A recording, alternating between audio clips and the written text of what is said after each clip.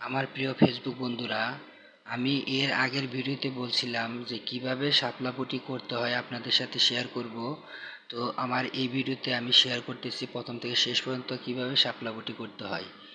শেষ পর্যন্ত আমার সাথে থাকবেন। প্রথমে শাপলার আঁশগুলো তুলতেছি।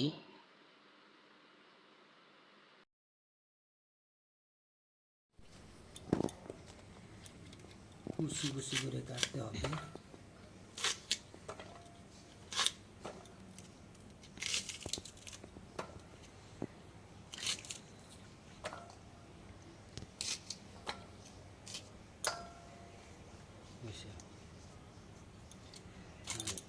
ধরলে খাইতে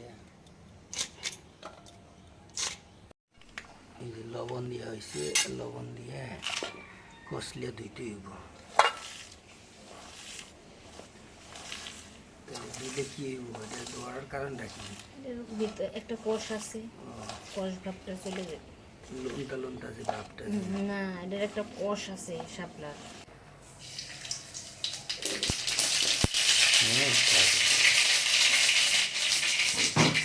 সরিষা দেওয়া হলো,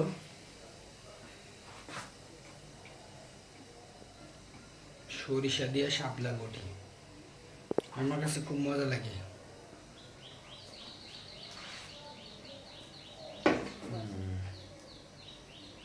দিয়ে দাও নাকি?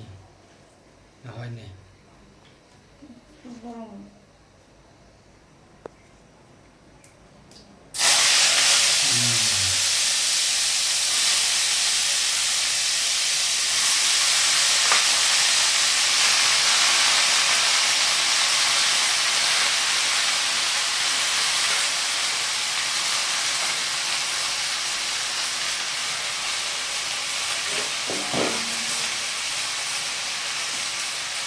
লবণ লাগবে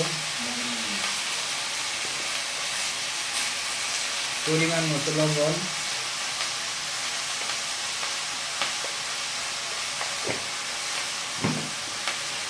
হলুদ, হলুদের গুঁড়া পরিমাণ মতো, মরিচ লাগবে, মরিচটা শুকনো মরিচ দেওয়া হয়েছে,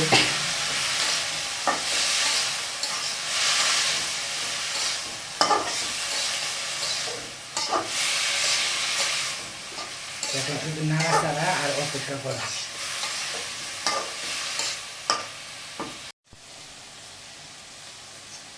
সামান্য একটু চিনি দিতেছি, চিনি দিলে একটু মিষ্টি মিষ্টি লাগে তাই।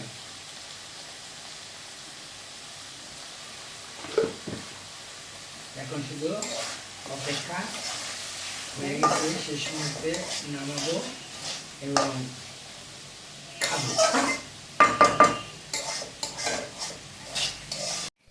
এই দেখেন আমাদের রান্না শেষ, শাপলা বটি।